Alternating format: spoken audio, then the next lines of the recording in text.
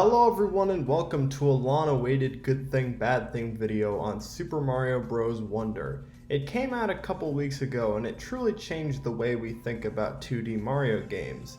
Its art style is different, the idea of Wonder Seeds is different, and the antiquated arcade style point counter in the upper right corner is gone. 2D Mario will never really be the same after this game. It's such a change compared to the many 2D new Super Mario Bros. Games that we saw time and time again not change much. But then Super Mario Wonder came out and it really reinvigorated the 2D Mario series in the way that Odyssey reinvigorated the 3D Mario series. So as you can probably tell, it'll be easier to discuss good things versus bad things when it comes to this game. But trust me, I know how to nitpick bad things, so I'll do that too. And I really haven't played the entire game due to my busy college schedule. I'll do a more detailed review of this game when I've actually beaten the game. If you have spoilers for obvious things I haven't covered, be nice and don't give them to me. But for now, here are my preliminary thoughts discussing the good things and nitpicking the bad things. Without further ado, let's get started. Good thing!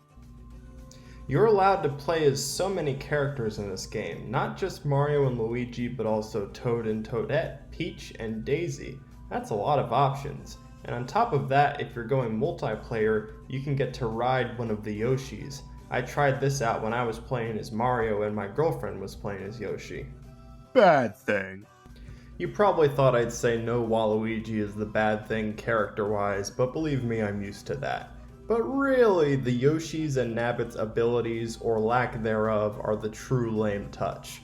Like, first of all, not taking damage, do we really need easy mode like that? And having to sacrifice power-ups is such a lame trade-off. Good thing!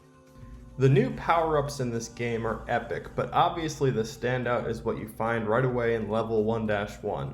Just as New Super Mario Bros. DS does an epic job in introducing the Mega Mushroom, this game does the same for the elephant fruit.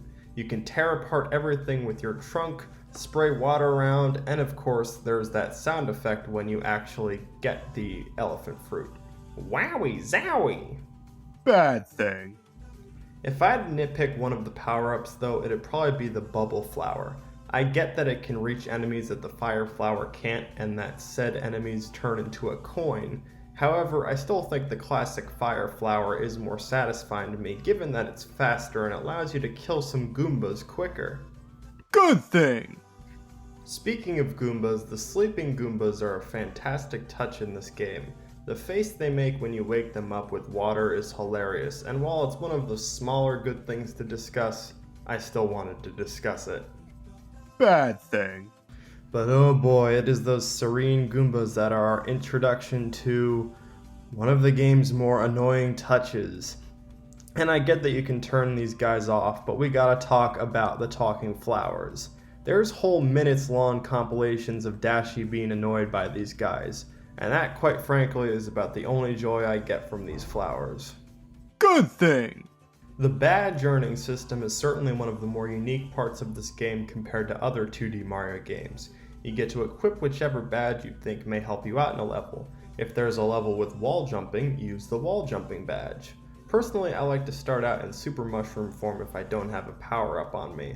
And then there's that epic badge getting music that plays too in all the badge challenges. It's pretty cool. Bad thing. A lot of the break mini games are really quite easy though, with little challenge in actually acquiring the Wonder Seed. I'm sure as I go further in the game this may change, but for now I must nitpick this. I think they took the word break too seriously. Good thing! Wonder flowers are truly a historically good aspect of this game, as they add an interesting wrinkle to literally every main level. Obviously there's the seed you get for completing each level, but the Wonder Seed from getting the flower somehow feels even more important. My favorite Wonder Seed so far, or Wonder Flower? Probably the singing piranha plants in level 2, even if they disturbed Dashi. Bad thing. But then there's the dissatisfaction of not being able to find the Wonder Seeds in some levels.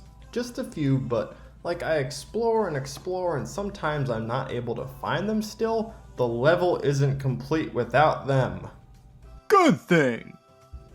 Speaking of completion though, there's 3 purple coins for each level worth 10 coins.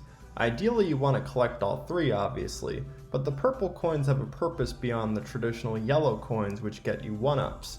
You see, these coins can get you certain abilities at the Poplin shop, and of course, more 1-ups. But the point is, it's cool to see the humble coin become a little less humble. Bad thing. I have a nit to pick with one specific level. In fact, it may be a legitimate complaint because of how cryptic it is. So those whole collect the 5 things to make one thing, they're great, right? Well, not in this puzzling park level where you have to specifically know how to move a pipe in order to hit an invisible block. Like, how the heck am I supposed to know that? Good thing. From the very beginning with the overworld, you can tell this game goes for a relaxed vibe with its music. Mario music, of course, usually has a unique charm, but it's clearly no different with the Wonder soundtrack. And then, of course, it generally goes from calm to chaos when you eat a Wonder Flower. Bad thing. There's plenty of new enemies I like in this game, and we'll discuss them after our usual GTBT discursion. However, the Condart is not one of these enemies I like. It's one of these that you have to time them up, and if you're not careful, these pests just dart you right in the face. Off-topic thing. The New York Giants quarterback Daniel Jones tore his ACL, marking a new chapter of darkness in a nightmare 2-7 season. Being a fan of this team is quite simply awful. On the one hand, I hope we get a new quarterback to help possibly save the franchise in 2024. On the other hand, I hope Danny gets better, as the Giants most certainly ruined his health and career. Hope you get better, Danny. Hope you get better. We failed you. We failed you. Good thing. I like how each level has a difficulty star rating right next to it. I think this is helpful because that way you know what you're getting yourself into right before you start out. Bad thing. But here's another minor nitpick thing. I gotta press on B to jump and A to actually enter a level. It seems like those should be the same button. Good thing. Another helpful thing about the menu map, much like with 3D games, this gives you free space to roam around the map. Previous 2D Mario games have not given you this freedom, but with this game, you truly have the liberty to wander wherever, and I've often found small chunks of levels just from wandering around. Bad thing. It can be a little confusing to navigate from world to world though, from my experience. This is maybe the one area where I liked New Super Mario Bros. U better because you had a simple warp pipe to teleport from world to world. Good thing. I mentioned an enemy I dislike, but now it's time to talk about one of my favorite new enemies, the Hoppos. They are derpy purple hippo creatures that you can roll around like bowling balls, and you can smack them around with your trunk as Elephant Mario. There's creative ways they're incorporated in the levels too. Bad thing.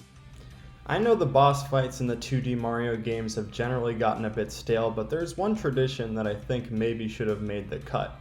Not even one of the Koopalings makes their way in this game. They could have found more interesting ways to fight against my homies Larry, Lemmy, Roy, and the bunch. I guarantee they could have.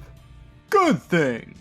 The visuals in this game are simply phenomenal. Speaking of things that got stale in the 2D Mario series, how about the games from 2006 up until just this year? They all look the same, but now there's this unique art style, and unlike Mario Bros. U, this game actually does more than barely meet the HD threshold. It's truly a beautiful game. Bad thing. One change Mario fans need to get used to is the legendary Charles Martinet is no longer the voice of Mario, or Luigi for that matter. And while new voice actor Kevin Afghani did an admirable job voicing those characters in this game, you can't help but miss some of the Charles charm. Good thing. Not only did they get rid of the points in the upper right corner and used little graphics for when you defeat a string of enemies, which is a decision I liked, they also got rid of the timer. The timer is often not a factor to begin with, but I like that you now have as much time as you want to roam through the level without having to worry at all about da-da-da-da-da-da-da-da-da. Timers are instead used more creatively, such as when you have to get a Wonder Seed on time. Bad thing. One decision I didn't like compared to previous 2D Mario games is getting rid of the slightly different playing styles. Mario was the balanced one and Luigi was clumsier but could jump a little higher. Now the form of character balance comes in choosing the Yoshis or Nabbit, which I've already established is lame. Good thing. Another refreshing change from the traditional 2D Mario series is that pretty much all those games take place in the Mushroom Kingdom, whereas this game takes place in the Flower Kingdom. The plot is therefore changed up a little bit. Of course, Bowser is up to his usual hijinks, but Peach can be a hero this time too. Bad thing. But the plot still feels uninteresting most times. Of course, it only hurts when they use those stupid talking flowers to drive the plot, but really, all those poplins don't have much to offer and make me kinda just miss the toads. And the flowers especially make me miss the toads. Okay, I promise I'm done with the flowers. I wonder what Goombas taste like. Good thing. Something made a mighty return from Super Mario Galaxy, and that's the drill mushroom. Okay, it's in mushroom form now and it wasn't then, but it's basically like the old spin drill. It serves a similar purpose. Just when you thought the elephant fruit was epic, we get a dose of nostalgia too. Bad thing. Someone did not make a mighty return from Mario Galaxy, Rosalina. Now it seems like nitpicking that she's not a character, and it is, but consider that they chose Daisy over her, and also consider that Rosalina was playable in Super Mario 3D World. Overall, Super Mario Wonder was met with universal acclaim from reviewers for a reason. It's a fantastic game, and I can't wait to break it down more in depth as I play it more. I said at first I'd do an extra long good thing, bad thing, but I cannot for two reasons. One, there's time constraints, again with my busy college schedule, and two, you really expect me to be able to nitpick 20 or so bad things about this game? That is a tall task. 14 was hard enough. When we get to my actual review, it'll probably be more about glowing praise than complaining about not finding the wonder seeds or how easy the break minigames are. That's all nitpicking. So what are your thoughts on Super Mario Bros. Wonder? Are there legit bad things to go with the good things? Let me know in the comments, and the next time you see me, it'll probably be with more thoughts on the track. Bye bye.